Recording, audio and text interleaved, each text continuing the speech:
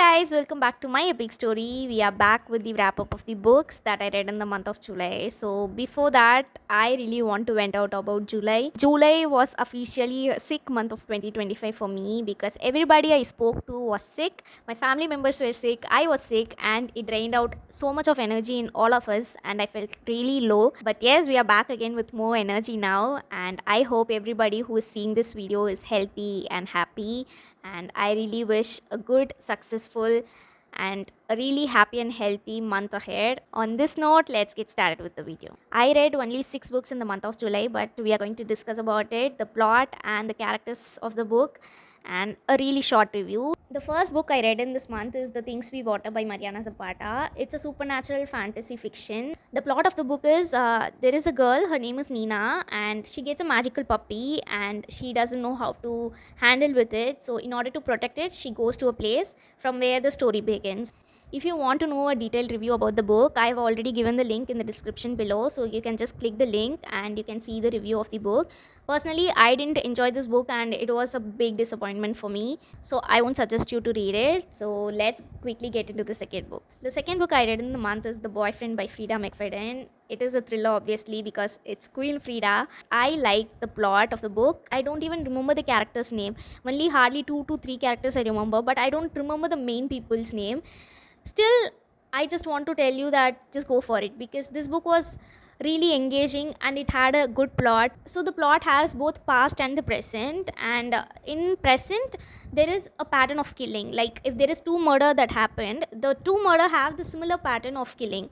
Like if you just see those two bodies, it will have similar kind of treatment. Same way in the past also there will be few killings which will have the same pattern. Usually when you read thriller books, there will be like 2 or 3 people who have so much importance in the book and you feel like they are going to be the killer. But in this book I felt like suspecting every character. Like every character who came, they had something very naive, they were so friendly, and it made me so suspectful about them. And I honestly suspected every character of the book, but towards the end I guessed the right person. Still it was engaging and still I enjoyed the book. So that's how it was. One word for this book will be engaging, because no matter if you guess the person or if you're not guessing the suspect, you kind of go till the end. You can't put it down, it's unstoppable, like you want to complete it. And Frida has written some amazing thrillers in the past, and I wish her new book that is going to be releasing in October, the name of the book is The Intruder. So that will be releasing on October 25 or 17. I don't remember the exact date. I'm excited for that particular release. Now we'll quickly go to the third book. The third book was Mr. and Mrs. Shegal, which is written by Madhuri Tamse. It's a Desi billionaire romance and it's a marriage of convenience trope. The male lead's name is Kabir Shegal and the female lead's name is Ashish Shegal. And as you can see, it's a billionaire romance. So Kabir is a pesawala, so he's like a really rich person.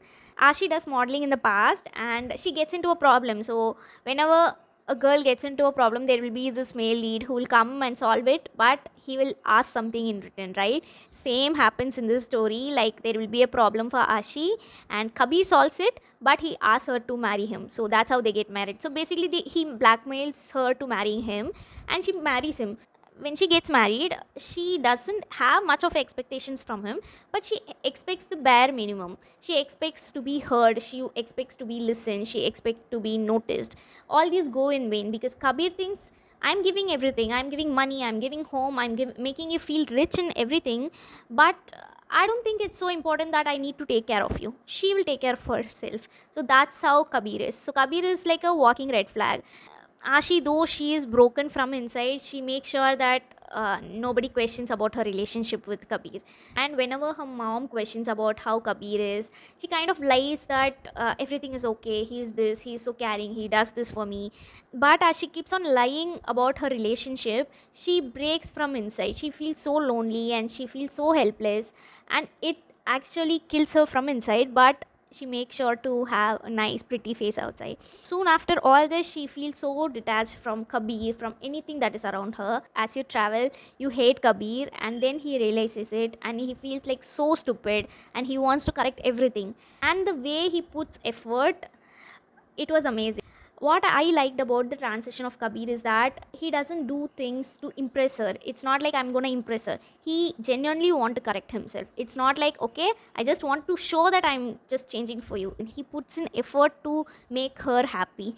He just leaves everything behind which is making her suffer. If you like Daisy Marriage of Convenience trope, go for it. If not, I don't think everyone will enjoy, because it's a cliche Daisy plot. Still, it was so nice to read it. The next book is Doperi by Pankaj Kapoor. There are a lot of book recommendations for the foreign authors. I understand their plot are so good, but we should not actually hype the author, but we should hype the plot. It should speak for the author. So that's how I feel.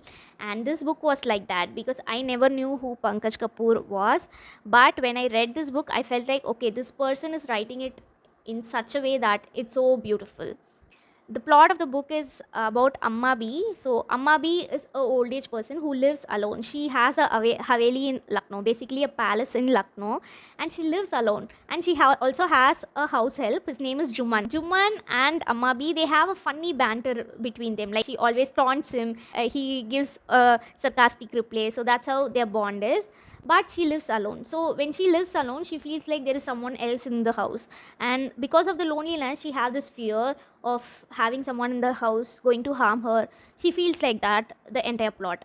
So there will be few changes that happens to the plot, like there will be changes in the haveli, in the palace, after which she kind of feels normal. And as the story progresses, she gets to realize what she is as an individual, because before she was Amma B, who is a mother, who was a daughter, who was a wife, who was a friend. So she played all these roles, but she forgot who she as an individual is. So towards the end of the book, she realizes that. And I really liked that about the book, and it felt like a very comforting read. I read it on Kindle and I didn't have a physical copy. When I read this, I felt like I should have got a physical book instead of buying it on Kindle, because I felt like I want to hug the book. This book was less than 100 page, so that is one good point about it, and it can be read by all the age category. I loved this book, and it was a 5-star read of the month. The next book is Thank You for Leaving by Ritvik Singh, and whenever I scroll Instagram, I get to see a lot of recommendation for this particular author.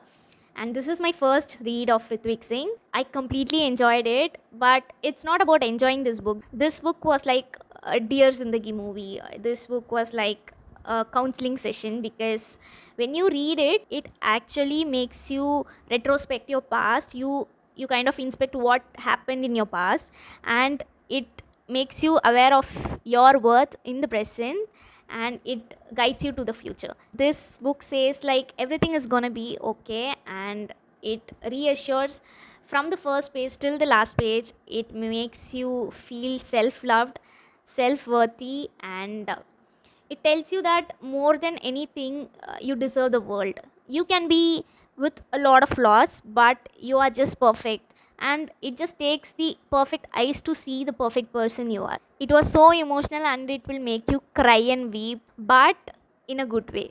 It feels like you are having a counseling session where someone is telling you you are worthy of everything, you deserve the world.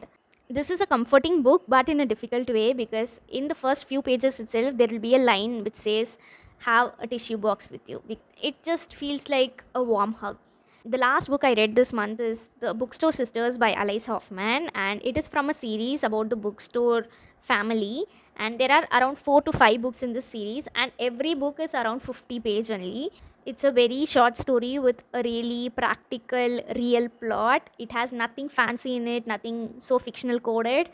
It has a plot which feels so normal, so bound to happen.